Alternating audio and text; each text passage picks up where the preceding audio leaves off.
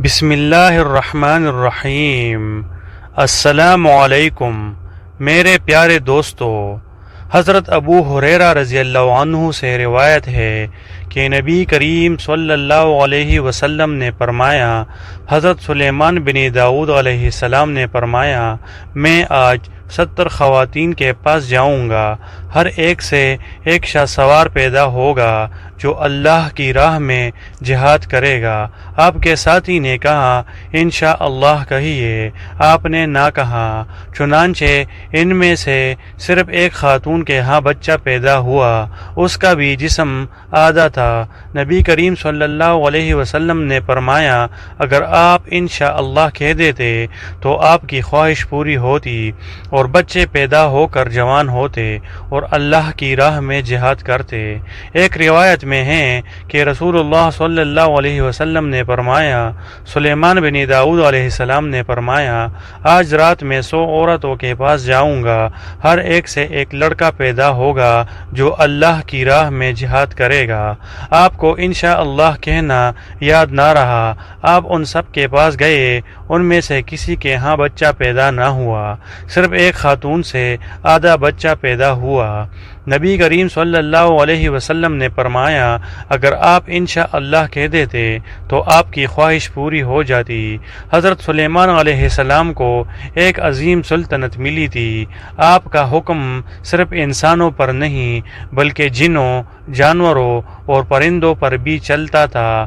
آپ کو ہر چیز حاصل تھی، اس لیے آپ نے فرمایا تھا، ہمیں سب کچھ دیا گیا ہے، اور فرمایا، اے میرے رب، مجھے بخش دے اور مجھے ایسا ملک عطا فرما جو میرے سوا کسی کے لائق نہ ہو۔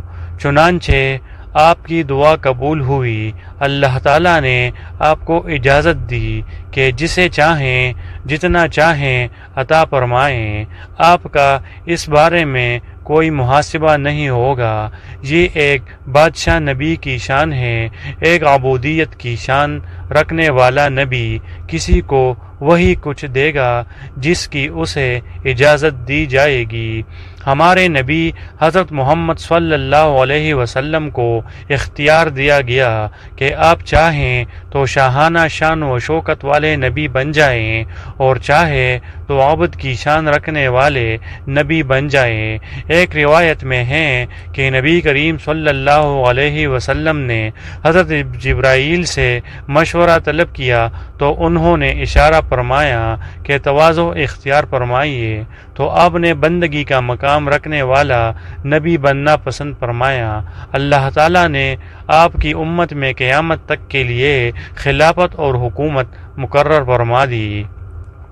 اللہ تعالیٰ نے حضرت سلیمان علیہ السلام کو دنیا میں تمام نعمتیں عطا فرمائیں، اس کے علاوہ آپ کو آخرت میں بھی عظیم ثواب، بلند ترین مقام اور عزت و شرف سے سرفراز فرمایا۔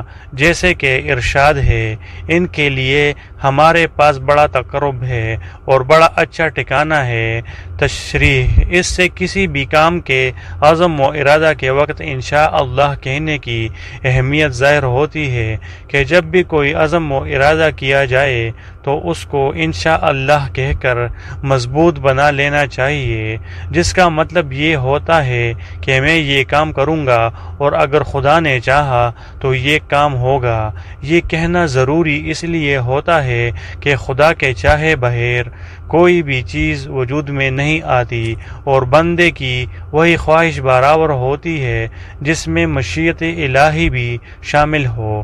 لہٰذا اس فرشتے نے حضرت سلیمان علیہ السلام کو گویا یاد دلایا کہ آپ نے جو عزم و ارادہ کیا ہے اس کو خدا کی مشیت سے وابستہ نہیں، جس کی وجہ سے اس عزم و ارادہ کی برآوری غیر یقینی ہو گئی ہے۔ آپ اب بھی انشاءاللہ کہہ لیجئے تاکہ آپ کا یہ عزم و ارادہ اب سے برآور ہونے کا مستحق ہو جائے۔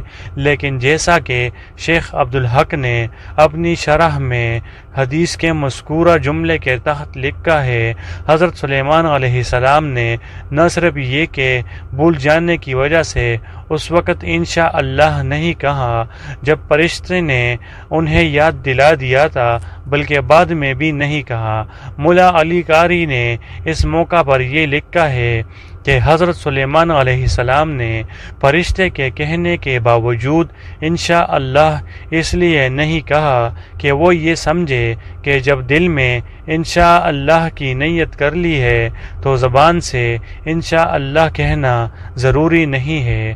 حدیث کے آخری الفاظ سے یہ مفہوم ہوتا ہے کہ حضرت سلیمان علیہ السلام کا انشاءاللہ نہ کہنا ان کی لغزش قرار پایا، اور یہ حق تعالیٰ کی طرف سے ان کے لیے ایک ابتلا تھا، اس لیے انہوں نے بعد میں حق تعالیٰ کے حضور اپنی اس لغزش کا اعتراف و اقرار اور توبہ و استغفار کیا، جیسا کہ قرآن کریم میں مذکور ہے۔ بہرحال حدیث سے یہ بات ثابت ہوئی کہ کسی بھی کام کے ارادہ و عزم کے اظہار کے وقت یہ کہنا مستحب ہے کہ میں فلاں کام کروں گا انشاءاللہ، تاکہ اس کام میں حق تعالیٰ کی طرف مدد و برکت، حسن و تکمیل اور آسانی و سہولت میسر ہو۔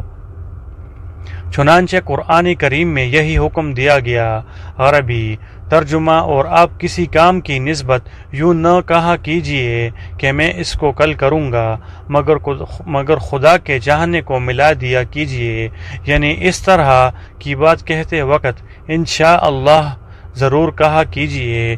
اس حدیث سے یہ بھی معلوم ہوا کہ حضرت سلیمان علیہ السلام میں قوت مردمی اور جنسی طاقت کمال درجہ کی تھی، اور اس طاقت کا زیادہ ہونا مردوں کے لیے خوبی اور فضیلت کی بات ہے، جبکہ اس طاقت کا کم ہونا کمی اور نقصان میں شمار کیا جاتا ہے۔